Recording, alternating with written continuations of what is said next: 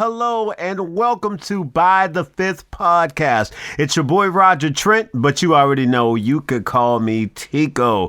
What's going on? So today I'm happy to be here in the studio by way of video with my girl Kim Harper. Yes, today we're going to be talking about a very sad situation, but a situation that happens often in apartment communities and in every community all over. And so today we want to kind of really dive into this thing. Kim Harper, she is like the perfect guest, especially for this podcast here. You know, she has 32 years in nonprofit on the executive level, working in children and youth and family. She has just a plethora of knowledge, and we are excited to welcome her today to By the Fifth. Ladies and gentlemen, give it up for Kim Harper. Kim, how are you today? I'm good, Tico. How you doing? I'm good. How you feeling? So I'm not in Missouri anymore with that beautiful weather. I'm back in Pittsburgh. So Oh, that's right. So you went on vacation for a little bit and got away from Pittsburgh? yeah, for 2 weeks. Yeah, totally different weather here. Oh, man, I am sure. I'm sure. I had a friend drive through today.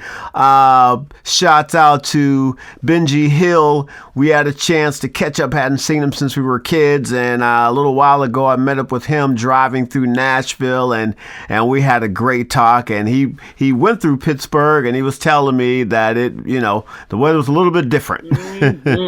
Yeah. It definitely has a personality of its own. Yeah. I feel you. Well, today here in Nashville, it is beautiful. Now, Kim, let's just dive right into it. Tell us a little bit about what you do.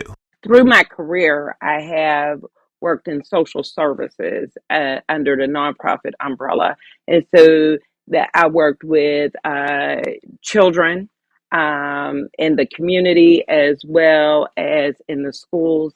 I've worked with adults in public housing and transitional living and those kind of settings. And I've worked with drug and alcohol, where women were working on their drug and alcohol situations, but also shelter where they were victims of abuse. And so we work with them to help them to get transitional housing and then eventually their own housing, as well as teens who were in violent situations at home. And we help them from the transitional housing to get their own apartments. And so they would come to us as early as 16, and we would help them get housing as early as 18, but up to 21, they could stay in our programming.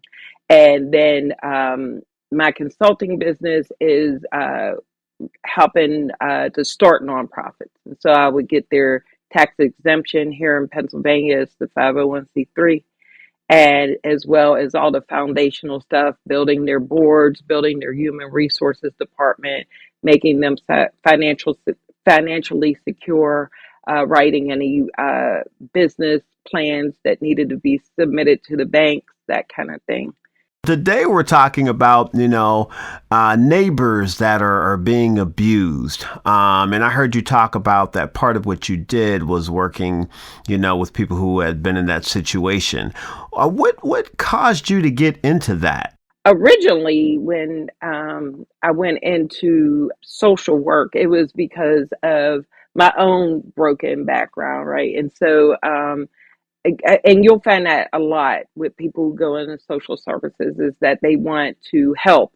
Once they have escaped, they want to help. And that's what made me want to do it. Like, I really wanted to help. At that time, though, my brokenness was just like with my parents and things of that nature. And so it wasn't the serious stuff that I ended up in, which you don't know that you're going to end up in, and that is domestic violence. And so while married I had, not to my current husband, please be clear with that. Um, my ex-husband, it was a lot of abuse going on. He was addicted to crack cocaine.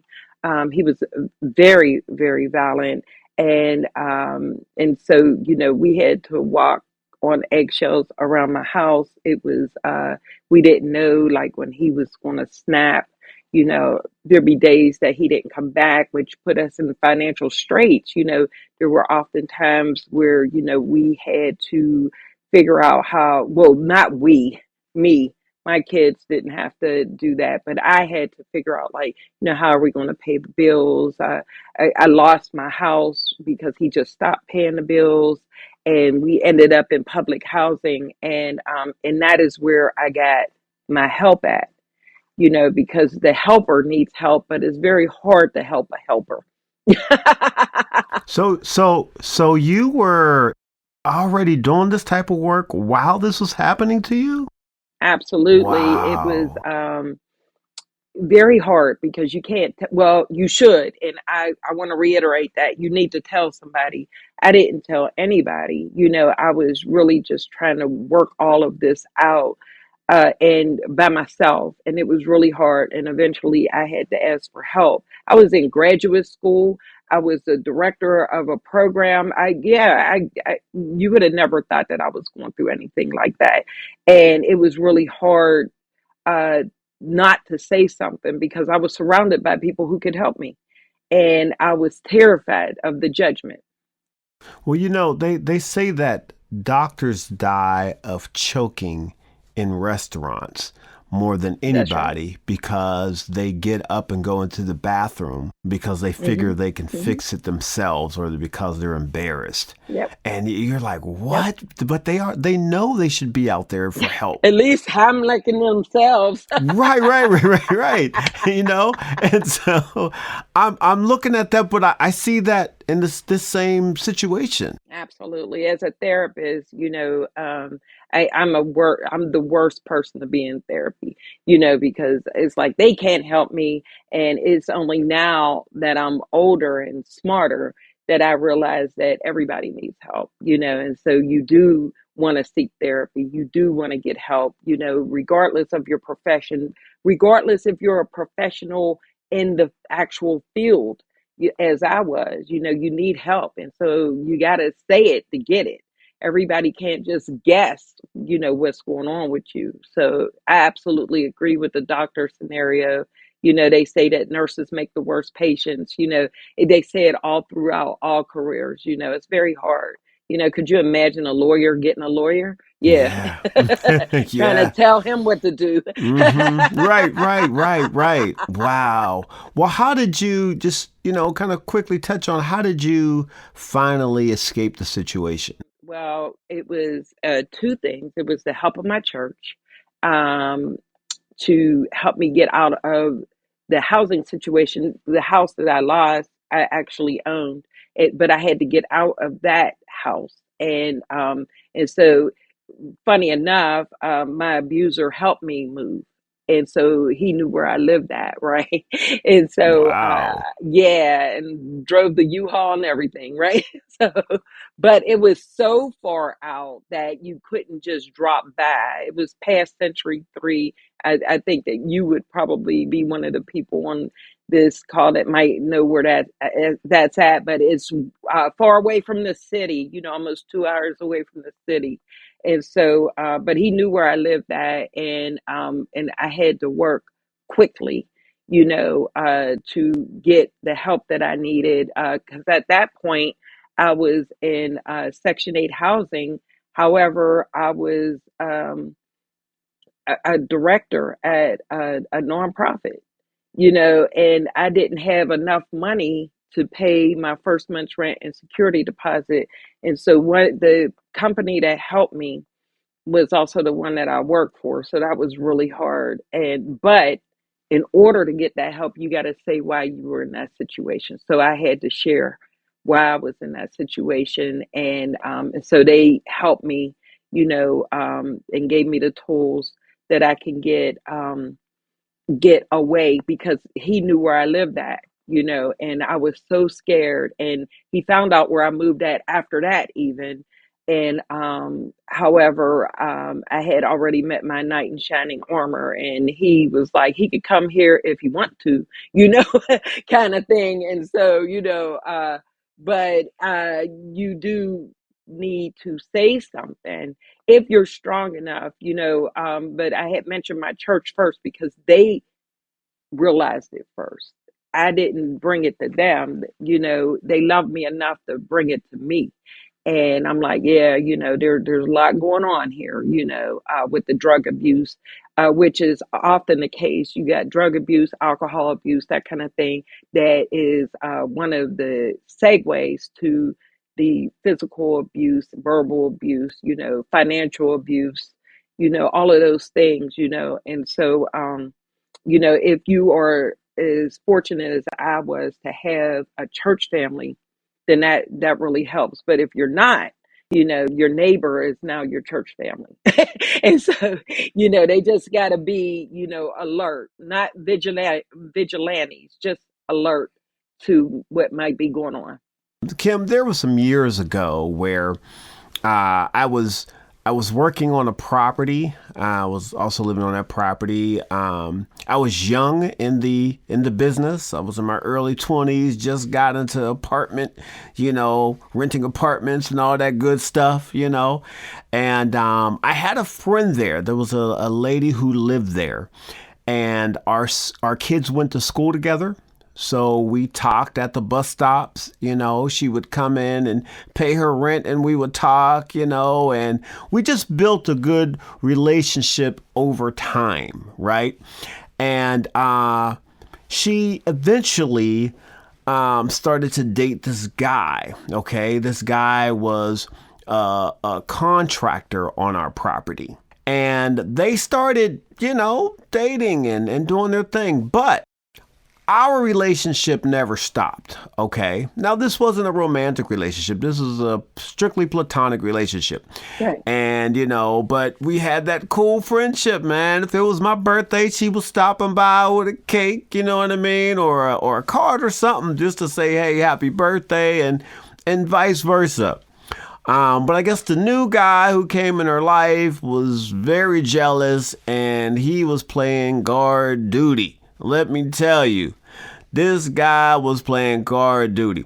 And I just figured, that he was indifferent. You know what I mean? But one day I'm out at the golf cart and we're doing our due diligence and, all the guys, for maintenance. And he comes pulling up with his tires screeching and rolls down his window. And, my friend is on the other side of him. I could see her in the passenger seat. And he just goes off on me, Kim. Mm-hmm. Like, he just explodes on me. Mm-hmm. And I was taken back, like, what is happening here? Like, this dude is really going off on me. Okay. And after he called me all out of my name and stay away from my woman and I catch you there again and blah, blah, blah, then, he says to me, I'm going to see you after work, which means he wants to fight. So after all of this stuff, he put me on blast, Kim. I'm a young, strong man, and nobody's fitting to talk to me like they crazy, not right? Fitting. I'm just they not fitting to talk to me. They fitting to talk to me like I'm crazy. It's going to be a problem, right? Right? Win, lose, or draw, I have to fight this fight out because I've been called on the carpet. So this guy, I'm like, all right, I'm gonna see you after work then. After work, I go in and change out of my 3-piece suit, my shoes. I put on my jeans, my t-shirt, my Timberland boots, right? I'm ready. I come out, boy, I'm like Tyson. I'm dancing around. I'm stretching. I can hear the music going, you know what I mean? I'm like, let's go. Let's get it on. My boy Marcus Potomi, big ups to him. He's out there, you know what I mean? He in my corner, right? He's telling me, you know what I mean? Make sure you hit him here and hit him there, you know what I mean? Be fast with it.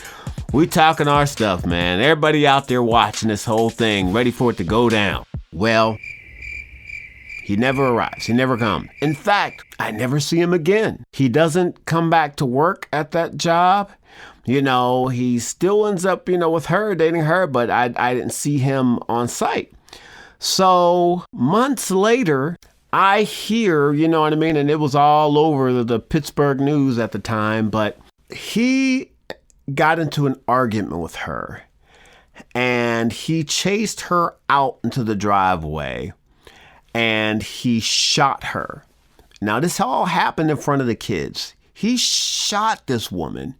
She fell on the ground. He got on top of her and was calling her name and shaking her, and she played like she was dead. This podcast is being brought to you by Apartment Community Functions. If you need an event, let us know. We can handle it.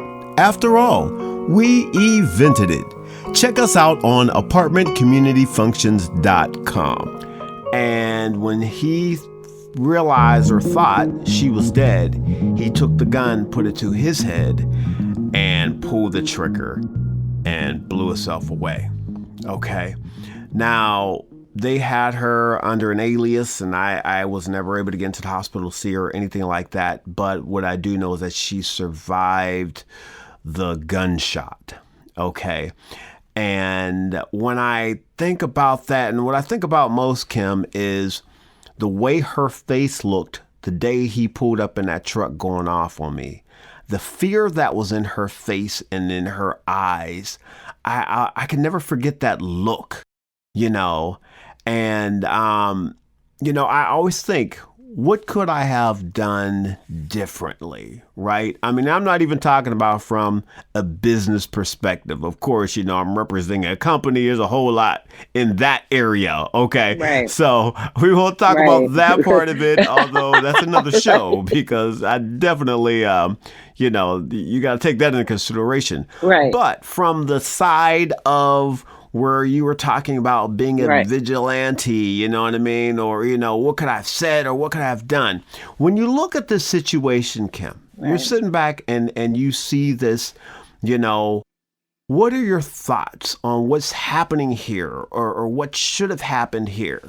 He clearly had a conversation with her about you, and so it wasn't a mistake that happened that day. He was hunting for you. He wanted, however, when an abuser, he has these, or she has, because it's male and female abusers. And there's even teen abusers that kill their parents. It just goes into a lot.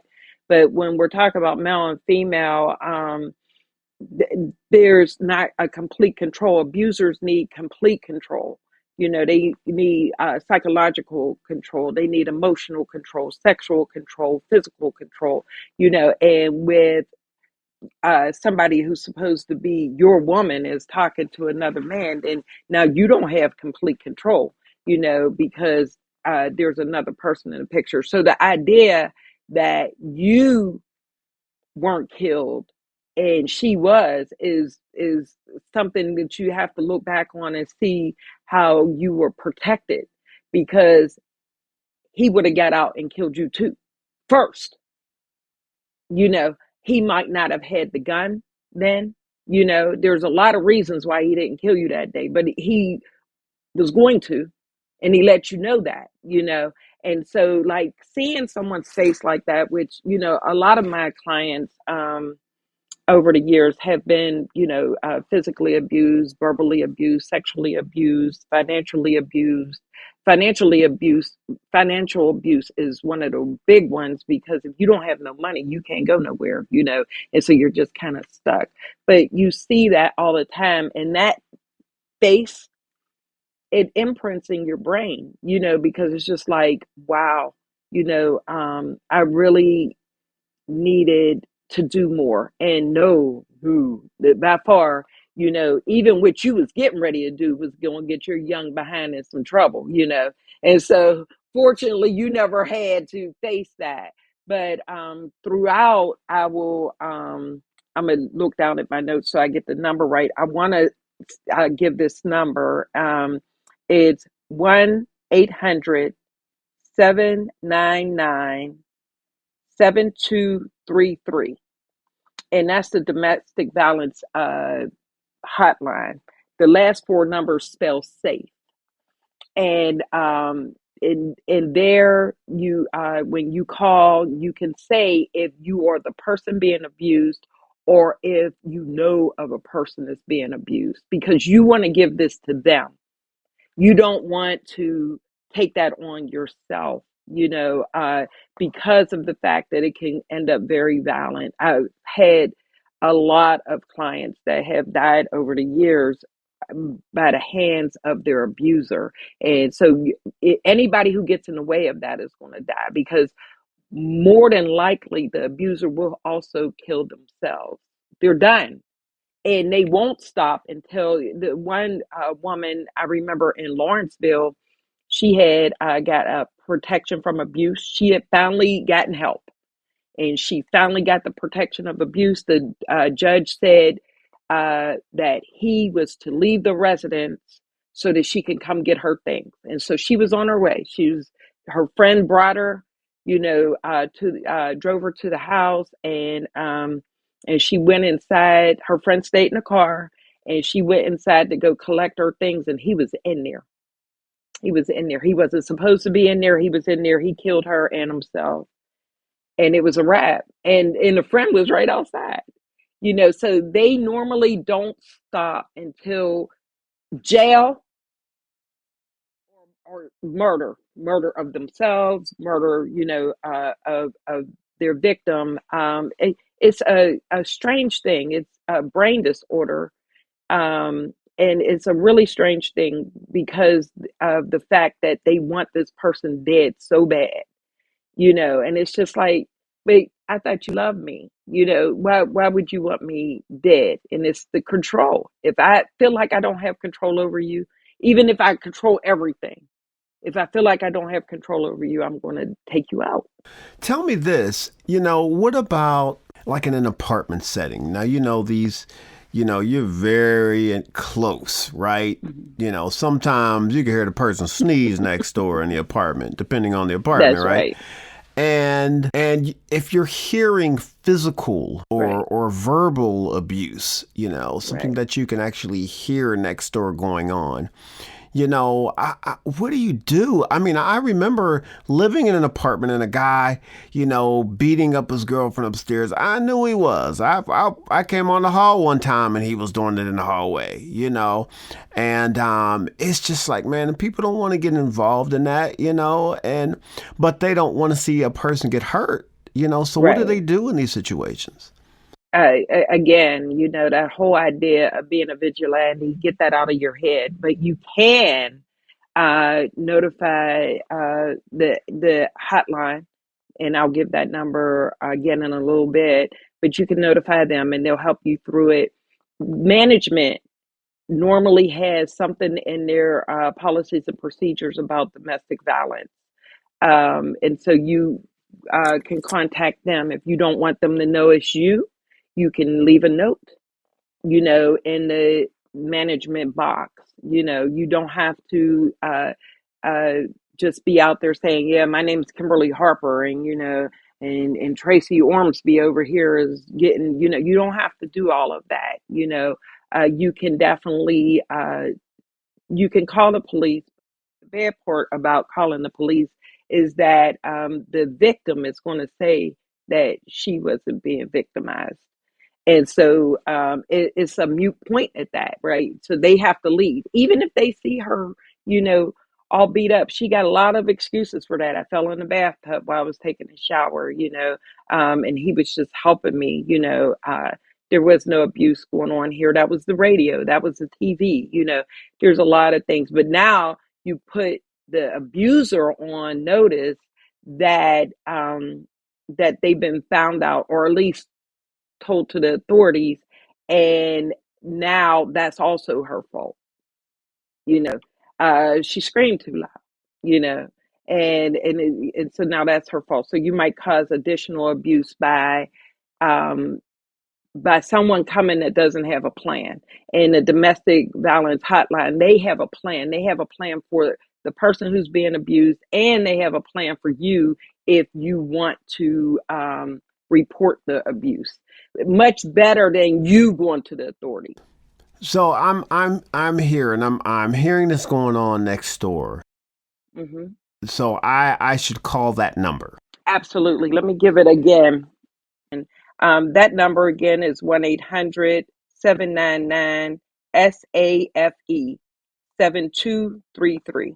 A lot of times, instead of calling that number, you know, they call the leasing office, and they say, hey, Roger, I think he doing something to that woman up there. You know what I mean? Y'all need to do something. You know what I mean? And so it comes to the leasing office. So, and I know that every, property manager or property management company has their own protocol. This is what you should do when this happens. What should that protocol be, for those who maybe just new as far as starting their property management companies? What are things that should be in that book to help these people? The hotline number at the top, it should be like, if you see or if somebody tells you that they've seen, you know, the property manager most certainly can call that number themselves, and say, hey, I have not witnessed this. However, it's been brought to my attention that this is happening. What steps should I take? Because there is really not a protocol, a safe protocol for people just to jump in. Like the management company, they can't just send their, manager up there and say, yay, you go talk to Harold up there. It sounds like he's beating on Betty, No, because if Harold's up there and you talk to him about beating on his property, you gonna have a problem, with Harold. you know, so you don't want to put yourself in that situation ever. However, armed with tools, I think that management offices should be armed with tools. Who can I call? What kind of things do I have? They can have a safe space for the removal of the victim.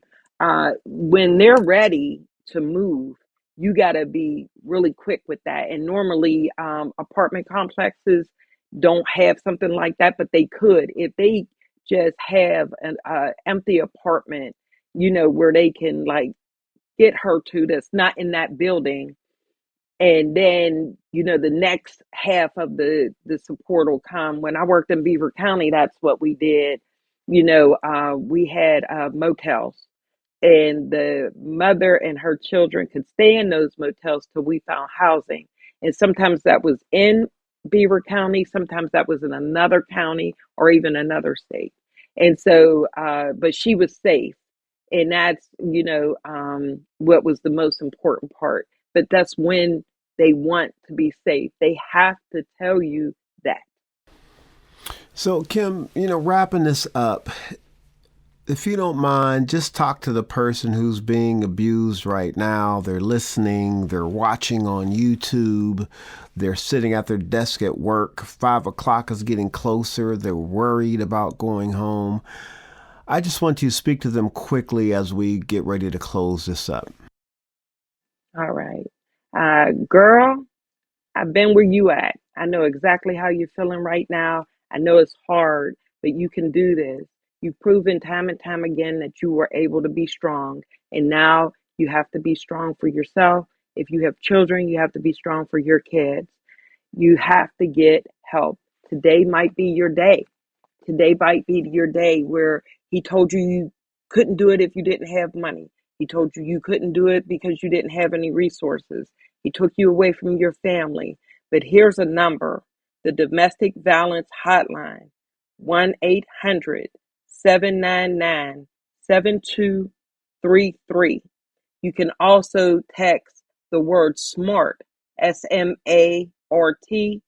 to 88788. You can get on their website, You can chat with somebody, you can talk to them, or you can email them. They will help you today. If you can't get to those resources right now, then make a way to a phone.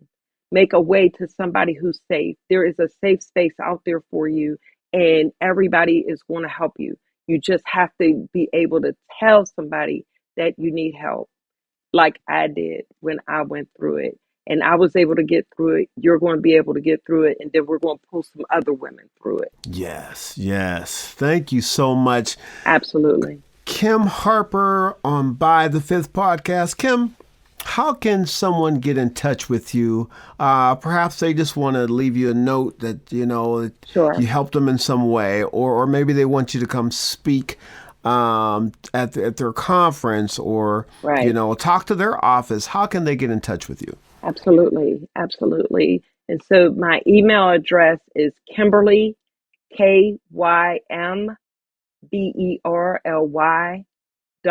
Harper, HARPER @gmail.com. All right, folks, we thank you again for listening to By the Fifth Podcast. Be sure to share and tell a friend about it. Like and subscribe. Thanks again. We look forward to talking to you next time on By the Fifth. The name is Trent, Roger Trent, but you can call me Tico. What's up?